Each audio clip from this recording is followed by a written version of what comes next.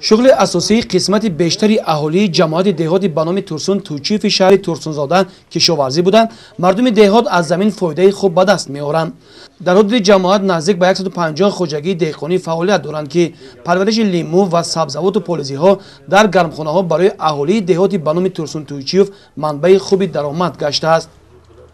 با مقصد تامین بازار استعمالی در شهر تورسونزاده سال تا سال تعداد و مساحت گرمخانه‌ها افزون می‌گردند.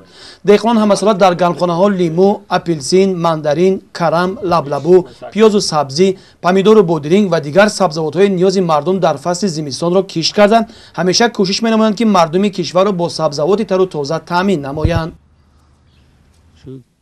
طی چند سال است که در گرمخانه‌ها با پرورش لیمو و سبزیجات و پالزی‌ها مشغول می‌باشیم.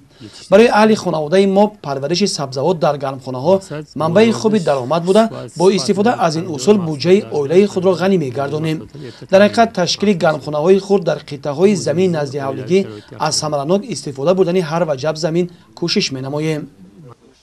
مقصد اساسی کشاورزان جماعت به نام تورسون توچیف شهر تورسونزاده این نگاه داشتن و استوار نمودن امنیت عضوقواری کشور است. زیرا امروز باید از زمین‌هایی که آبی و للمی وابسته کرده شده است ثمرناک استفاده بردن، استحصال محصولات را افزون نمایند.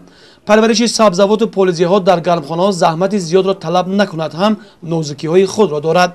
برای خوب پرورش نمودن و فایده صاف به دست آوردن پیش از همه به اگرتکنیکای پرورش زراعت‌ها اهمیت مخصوص باید ظاهر گردد. از حساب درآمد گرمخانه‌های نو بنیاد کردیم. فرزندان را در مکتب‌های عالی داخل نموده و توی کردیم. چخیلی که می‌بینید همراه ما یک چند نفر همدیگران نیز کار می‌کنند. با نظرداشت امکانات‌ها کوشش می‌نماییم که رشد استحصال محصولات تر و تازه را در فصل سرما افزون نموده در تامین امنیت عضوقواری کشور سهم گذاریم.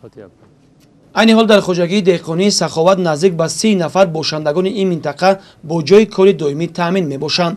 باید گفت کشاورزان خوجگی‌های خرد میانه در شهر تورسونزاده سال تا سال بنیاد گرمخانه‌ها را افزون نموده کوشش می‌نمایند که در همه فصل سال مردم را با سبزیجات تر و تازه تامین نمایند.